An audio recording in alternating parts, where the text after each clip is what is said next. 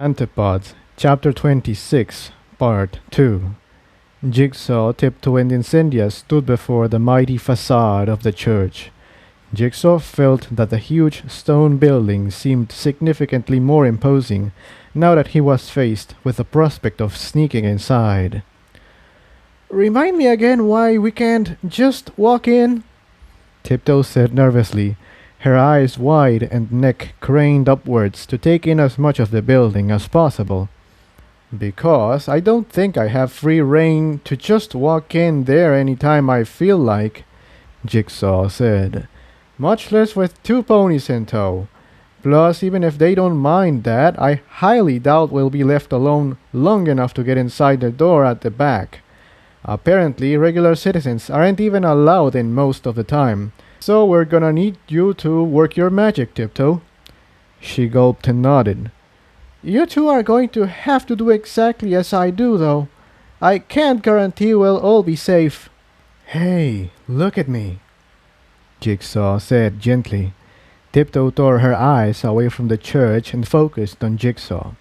Before she realized what he had in mind, he leaned forward and their lips met. Incendia glanced towards the ground, suddenly flushed. Suddenly flushed? Shouldn't it be suddenly flustered? Anyway, they broke apart. "You'll be fine, Tiptoe," Jigsaw said. "I believe in you." Looking bolstered, if a bit flustered, Tiptoe nodded and began to make her way up the steps.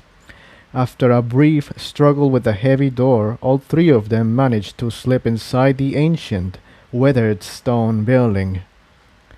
The hallway was rather chillier than outside had been.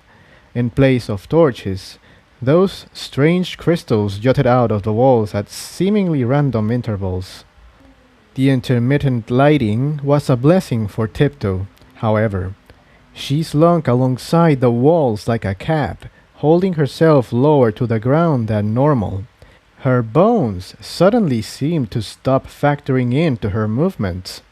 It was as if her whole body had gone fluid, flowing along the wall and around corners, as if she were made of water. Incendia could hardly believe what she was seeing. Tiptoe seemed to have undergone a complete transformation, while she and Jigsaw had to struggle to keep their hooves from clopping loudly against the stone of the tunnel. Tiptoe seemed to be able to turn off sound around her. Even she had to suppress her admiration. Several times ponies emerged from branching passageways, talking quickly in hushed tones. Tiptoe whipped back against the wall, Incendia and Jigsaw following her lead, pressing themselves tightly against the crevices and imperfections in the rock wall and hoping they didn't look directly at them. They also had to pause occasionally for Jigsaw to try and remember which branching passageway would lead them to the correct chamber.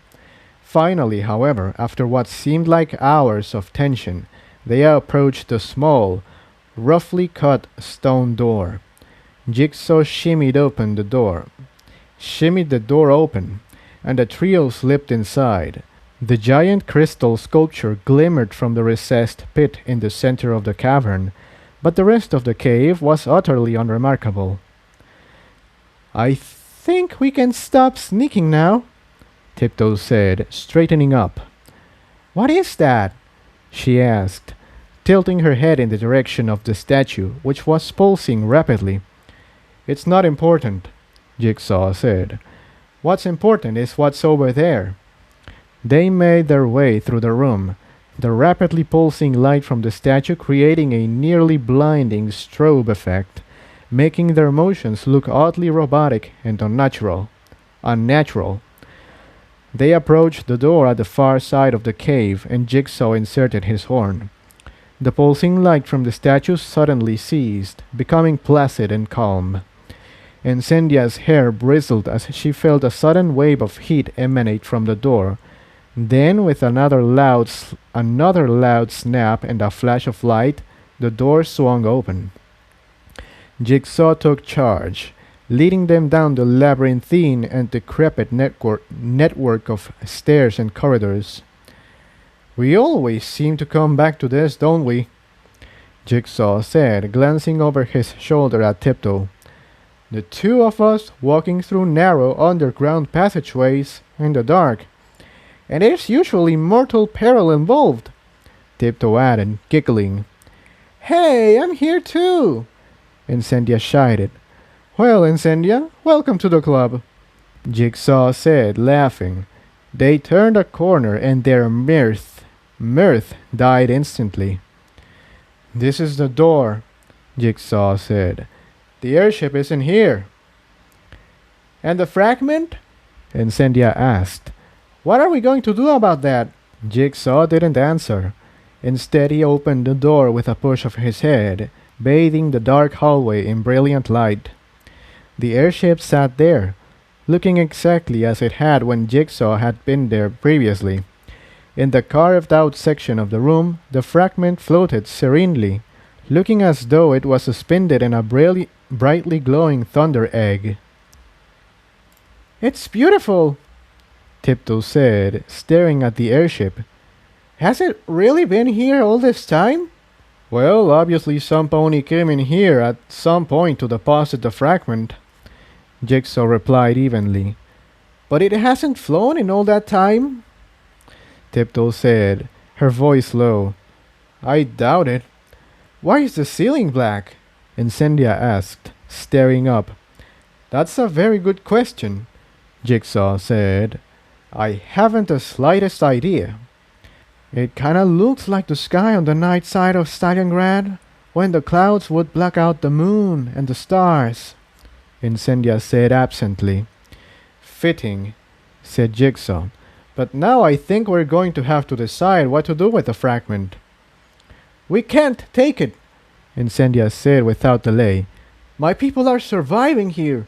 If we take the fragment, it might make the clouds dissipate. We can't afford to take it. I don't know, Tiptoe said hesitantly. Both Jigsaw and Incendia looked at her in surprise. She gulped. Well, we don't really know what made those clouds, do we?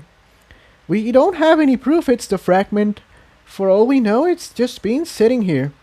Plus, what do you think the consequences of not taking it will be? Maybe it would protect the city in the short term, but can we really afford to just sit around and let Tantalus run rampant?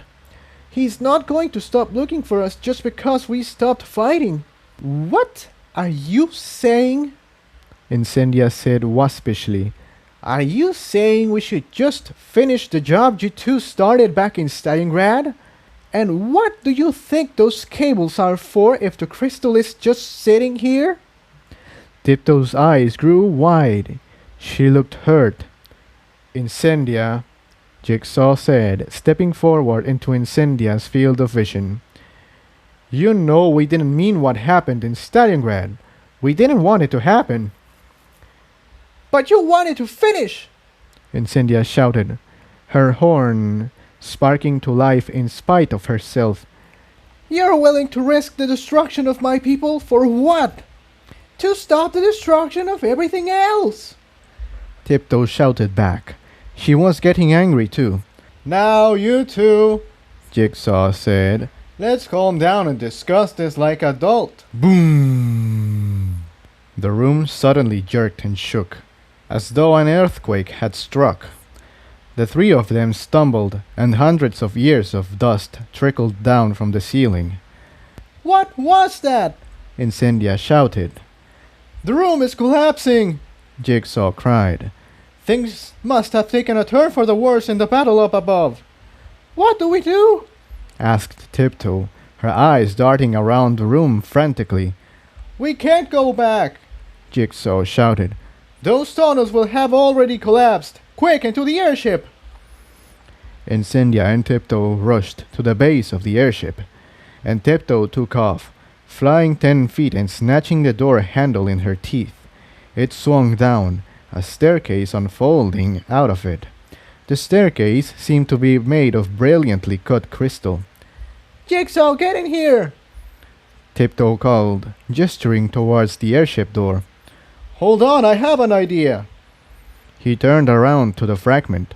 which was still floating serenely amid the numerous glowing crystals. The room gave another great rumble, nearly throwing Jigsaw off balance, but before long he came to it. "I hope you're happy," he whispered under his breath. "I hope you know what you're doing, because from here I'm not seeing much difference between you and him." He leaned down low and touched the tip of his horn to the silvery orb. Instantly, light and sound exploded around him. He was surrounded by a whirlwind of silver mist, swirling around him faster and faster. His horn burned. His head felt as though it was about to burst. And then, it was over. He stumbled for a moment, then blinked.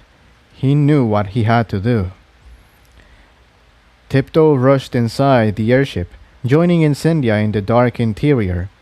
The space they were in had clearly once been grand. It was tall enough for Tiptoe to do a loop-the-loop, and the walls still contained stripes of dark blue paint. Boom! Another tremor, stronger than the first one, shook the airship. Tiptoe was thrown face first onto the cold metal tiles of the floor. This time the room did not settle. It kept shaking, throwing them to and fro. Bits of railing crumbled down from a walkway above, slamming into the ground like giant bullets. Incendia and Tiptoe crowded together under a rotting wooden desk in a weak attempt to protect themselves from the heavy debris slamming down around them. "What do we do?" Tiptoe asked again. "Jigsaw collected a fragment, and then—" Some ancient piece of heavy machinery smashed down, mere feet from their hiding spot, prompting both of the trapped ponies to scream with shock. Incendia made a snap decision. There was no way they could get out of here. They must have been thousands of feet underground. If she was going to die in this pit, she had to find Jigsaw. She had to tell him. "Where are you two?" Jigsaw shouted. He turned his head left and right, searching for the two mares in the poorly lit hall. Tiptoe and Incendia bounced up from under the desk to see Jigsaw standing there, a shining crystal floating in midair to his left, and the disassembled bits of Incendia's shoulder teleporter to his right. Another chunk of metal impacted the floor, startling the three of them. "Jigsaw!" Incendia shouted. Jigsaw, having heard both Hare and Tiptoe, called out and began to turn away. "Come on! I think I—" Incendia didn't even process his words. "Jigsaw, I love you!" She interrupted. Suddenly, it was as if all the sound had been sucked out of the room. Tiptoe and Jigsaw stared at Incendia with wide eyes, completely stunned and unable to form words. Jigsaw recovered first. He blinked and looked at the two mares. "I think I know how to get out of here," he shouted. "We need to get to the engine rooms, this way! No time to waste!" He took off running down a hallway to the left, the other two hot on his hooves. Before too long, they came to a room that was full of all sorts of strange-looking metallic objects. Tubes and pipes were everywhere, and 3 tanks of softly glowing liquid lined the walls to their left. Jigsaw didn't have any time to look around, however. Time was of the essence. With reckless force, he tore a large, dark black crystal out of a small chamber in a huge machine in the center of the room and stuck the brightly glowing crystal in its place. Then he turned on the spot and galloped out, yelling at the others to follow. They turned a corner and came to the narrow coil of a spiral staircase, which they climbed as quickly as they could. The top of it was the underside of a trapdoor, which Jigsaw threw open with wild abandon. The room beyond was lined with screens on 3 of the 4 walls. Some were larger than a pony, yet others seemed so small that they looked as though they could never have shown anything useful. Jigsaw shot around the room, tearing out bundles of cable with his teeth no less. and hastily splicing in bits and pieces from the teleporter. That's all I can do, Jigsaw said, rushing up back to the back of the room, where a large padded chair stood facing the fourth wall, which wasn't so much a wall, rather, lack thereof. Where it should have been, there was simply a large open space through which they could see out and onto the room. Tiptoe was confused. We're at the top of the ship? She asked. How did we get up here so fast? Jigsaw wasn't listening. He settled himself into the chair and his horn began to glow. A small dashboard rose out of the ground at his hooves, complete with yet another screen and a bright red lever. They really built this for show, didn't they? Jigsaw said, more to himself than anyone else. He threw the lever down. The noise was deafening. A huge, high-pitched hiss was heard. A deep rumbling, louder than any coming from the room outside, began deep in the bowels of the ship, and extremely high screeching sounds emanated from all around them. Then all sound died, save for a small hum. A bright light glimmered around the fourth wall for a moment, and an instant later the catwalk collapsed. One of the thick metal supports came swinging down directly towards the hole in the wall. Tiptoe and Incendia flinched instinctively, but when the column slammed into the hole, there was a flash of light and a sizzle, and the support ceased to exist. What was that? Tiptoe asked, her eyes wide. I have no idea, Jigsaw responded. But we have to get out of here. Hold on tight. Tiptoe and Incendia both bit on the nearby railing as the airship gave an almighty jerk. To their utter shock, began to rise up.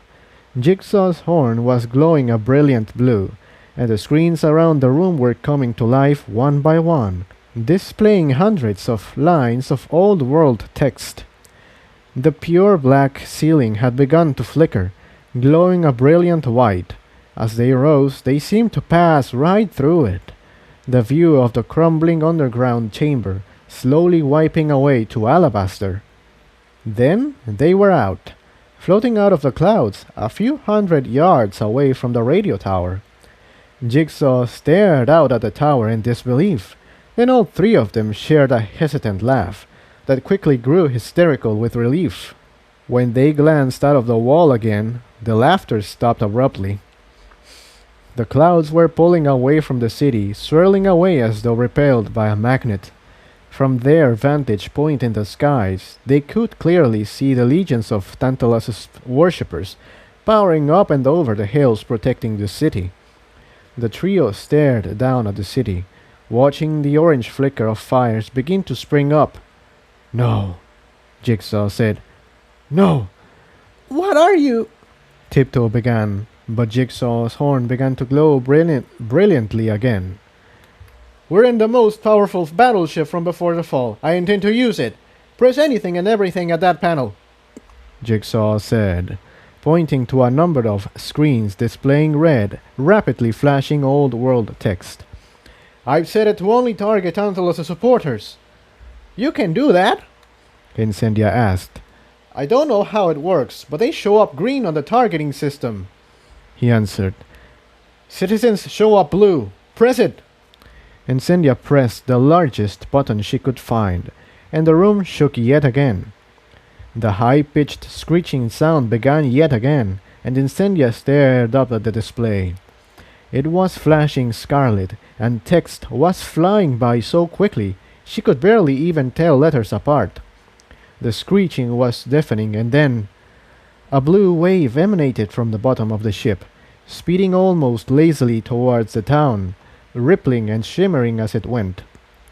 It washed over the town with what seemed, from their vantage point so far above, to be extreme sluggishness, but cover the town it did. "Press it again!" Tiptoe shouted, his expression intensely focused on the scene playing out below them. Incendia jammed the button again, and the airship gave another mighty shake. The alarms became even louder, and from far off, several small explosions could be heard. But down below, the blue light grew and grew until it reached such an intensity that it was nearly blinding, then faded away. Down below, the mob of the invading army began doing something astonishing. What's going on? Tiptoe asked as she peered over the side of the ship. The mass of green and red that was Tantalus's forces seemed to have frozen in place, surrounded by a soft blue glow, as though that strange wave had suddenly replaced all the ponies with ice sculptures. Jigsaw got up from the command chair and walked over to the console Incendia was operating, which was still spitting text faster than he could read. What was that? Incendia asked quietly. What did I do? I used to read all about these as a cult, Jigsaw said, staring at the console. They were supposed to be the grandest vessels of their time as well as the most powerful. It was said that just one could win a war. Is it supposed to be making all these noises? Incendia inquired, turning to look at the screens.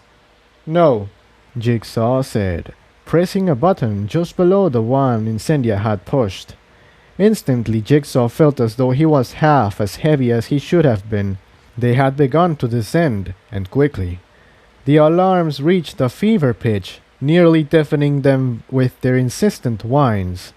A bright white beam shot from the bottom of the ship, just visible out of the fourth wall, and slammed directly into the ground, moving perpendicular to the ship, which was floating lazily towards Totemhoof.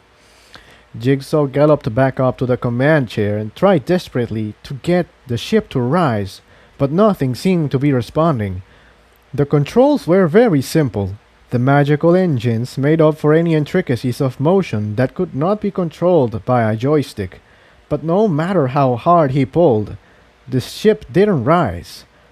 The light from below passed over the now dark radio tower. The light seemed to get siphoned inside, flowing down the heavy cables and into the earth. All over, the street lights began to ignite, growing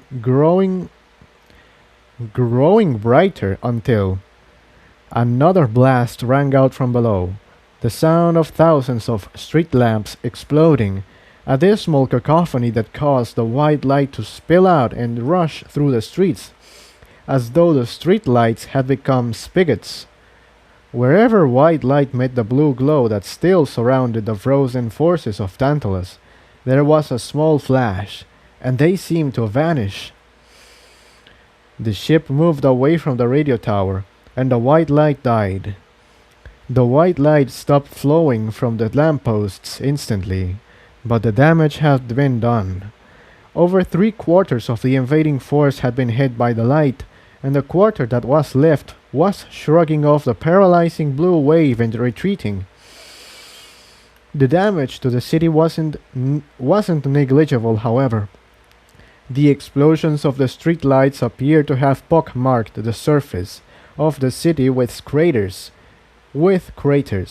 and the invading army had started several fires that were raging out of control.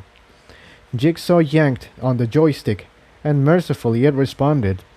The entire airship jerked to one side, careening over the hills that surrounded Totemhoof, and then the screens died, and the ship began to plunge out of the sky. Jigsaw's eyes fluttered open. For an instant he thought he was back in the caves, waking up in his office after falling asleep at the desk. Then he remembered. The ship, the strange weapons, the crash. Tiptoe! He yelled, making a motion to jump out of bed, but a searing pain in his side stopped him. He looked down to see a white bandage wrapped around his midsection, a streak of scarlet seeping through. He was in a hospital. Jigsaw? Came a reply from somewhere out of sight. Lights flipped on, and Tiptoe and Incendia came running from the left. You're okay? Tiptoe said, tears in her eyes. What happened? Jigsaw asked, standing up very gingerly. How long have I been out? About 6 hours. Incendia said. You got the worst of it when we hit the ground. You had a pretty bad cut on your stomach, but the doctors say you should be okay if you take it easy for a few days. We're in Totemhoof? Jigsaw asked. Incendia and Tiptoe shared a knowing look. You were incredible back there, Tiptoe said. I don't know how you knew what to do, but you saved the city. I just threw off what I'd read, Jigsaw said. Then with a smile he added, I'm good at figuring out how things work. Well, after the crash, the residents of Totemhoof came rushing out to see what was happening. Incendia began. Neither of us were injured very badly, and the airship didn't seem to even have been scratched. We followed the route back down through the engine rooms and met the Totemhoof residents outside. We explained to them what had happened, and they took us in for medical care. What about the clouds? Isn't the city exposed now? Apparently, Tiptoe said with a smile. They had some old prophecy that warned them of this. Moonbow thought it was you from the moment he met you. He says they mourn the loss of the essence of Luna, but that the city should no longer be a target to Tantalus, now that nothing of value to him remains here. And because we decimated the forces so completely, they should be able to fight off any stragglers that might come. So, we did it? Jigsaw asked, tentatively. Yeah, Tiptoe replied. We did it. The question is, Incendia said seriously, what do we do now? The engine room looked shot. It was spouting smoke and fluids were leaking everywhere. We pushed it too far, Jigsaw said. It was in no condition to be doing what it did, and my repairs were very haphazard. I think we have to try to at least get it flying, though. Why? Incendia asked. I mean, I know you wanted a vehicle, but do you really trust that thing? No, Jigsaw said. But we need a vehicle. The next fragment is west. Very far west. Far enough that we won't make it if we don't have some kind of protection. We at least have to try salvaging from it. He yawned and paused. I know I've been out for 6 hours, but I feel like I could sleep for another 6. We'll go at it tomorrow. Tiptoe nodded. We haven't slept since the crash. We were too busy worrying about you and having to talk to Totemhoof officials. Sleep sounds good. We have temporary rooms in the other hospital wing. Incendia approached Jigsaw's bed but avoided his gaze. Sleep well, she said, then turned around and left the room. Tiptoe and Jigsaw looked at her leave, but as soon as Incendia was out of sight, Tiptoe turned to face Jigsaw with a content grin on her face. She leaned in close to him. Good night. You were amazing out there. I love you. She planted a quick kiss on his lips, then left the room as well. Jigsaw fell asleep more quickly and feeling more satisfied than he had in a long time.